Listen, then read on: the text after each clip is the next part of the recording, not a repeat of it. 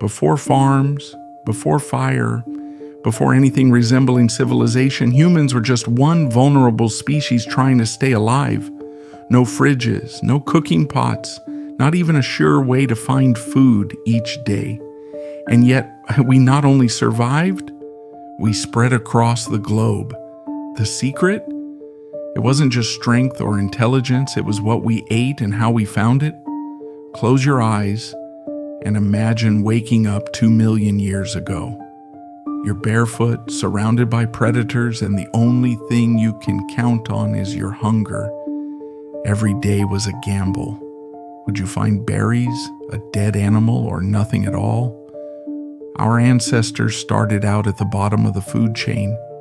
Early humans like Homo habilis weren't mighty hunters.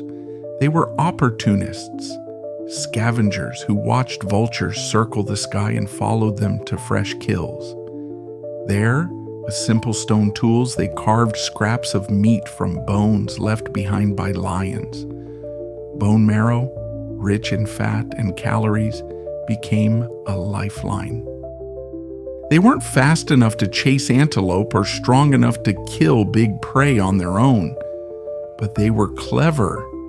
They used sharp stones to break open skulls and access brains, an energy-dense food source no other animal dared to touch. This habit may have fed the growth of their own powerful brains. As time passed, our tools and our strategies improved. Homo erectus began shaping stones into hand axes. They didn't just follow predators anymore. They started hunting in groups. Working together, they could trap animals near rivers, drive them off cliffs, or wound them with primitive wooden spears. This shift from scavenging to hunting was a game changer. It opened access to meat on a regular basis, giving early humans more protein and fat than ever before. With these nutrients, our brains grew larger, our bodies became more efficient, and with every successful hunt, our confidence in shaping the world grew. But meat wasn't everything. For most of our history, humans were expert foragers. They knew every plant in their environment. What was edible, what was poisonous, what cured stomach aches or fevers. Fruits, nuts, and seeds were seasonal treasures. Roots and tubers found underground were vital year-round. They were starchy, filling, and available even in tough seasons. Some roots were bitter or toxic when raw, but over generations, humans figured out how to soak, pound, or cook them to make them safe. In tropical regions, early humans climbed trees for figs, stripped bark for resin, and chewed leaves for energy. They even developed a taste for insects, ants, beetles, and fat grubs that packed protein. It wasn't just about eating, it was about knowing where to dig, what to gather, what to avoid. Survival depended on memory, intuition, and passing down knowledge. A mistake could mean sickness, but the right choice meant life. Then came the greatest innovation of all, fire. Scientists believe that Homo erectus learned to control fire over 1 million years ago. At first, it may have been accidental, a lightning strike, a lucky ember carried from a wildfire. But once humans mastered it, everything changed. Cooking made food softer, easier to chew, and far easier to digest. It neutralized toxins in plants and killed parasites in meat. It also unlocked more energy per bite, allowing us to eat less but gain more nutrition. That extra energy went straight to the brain. And beyond biology, fire changed our culture. It drew people together at night. Around its glow, they shared meals, stories, and safety. Fire wasn't just a tool. It was the birth of community, and food was at the heart of it. As humans migrated across the planet, their diets evolved. In cold Ice Age landscapes, Neanderthals hunted enormous animals, woolly mammoths, reindeer, even cave bears. Plants were rare in frozen tundras, so they relied heavily on meat.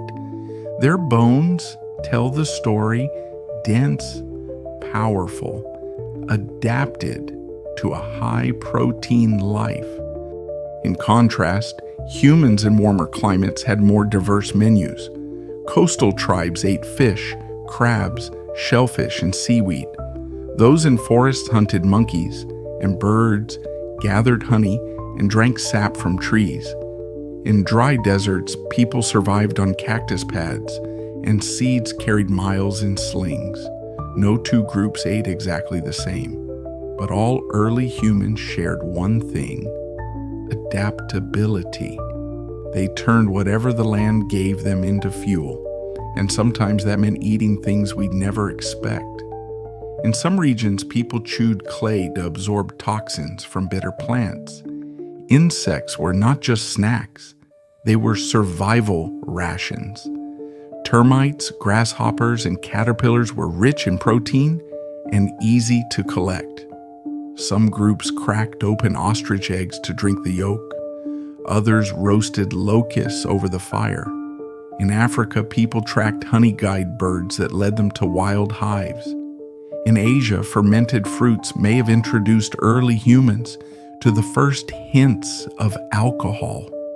When food was scarce, people got creative. They boiled tree bark. They sucked marrow from bones. They roasted snails on hot rocks.